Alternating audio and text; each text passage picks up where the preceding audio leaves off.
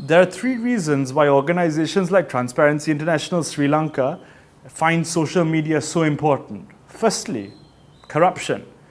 Corruption at its most basic is the abuse of entrusted power for private gain. And when we look at the way in which information is shared, stories can be created out of nothing, we need to also seek the truth.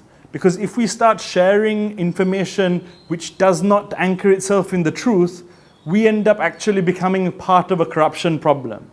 Secondly, on issues like hate speech, social media companies are now starting to take it seriously, but it's essential that given that hate speech can actually cause issues of physical security to people, we need to know more about how much resource is actually being put in to actually address hate speech.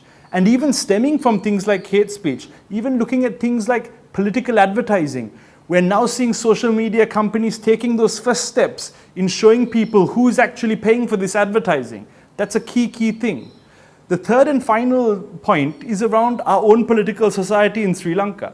Many times we say that in Parliament we're represented by people who are out of touch, who may be of an older generation that do not understand younger people.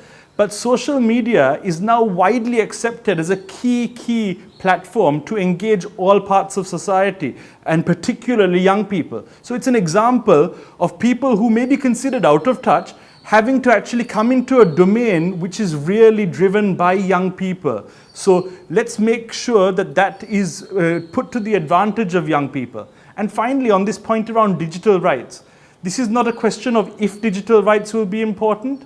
It is definitely going to be important, so we should start that discussion now.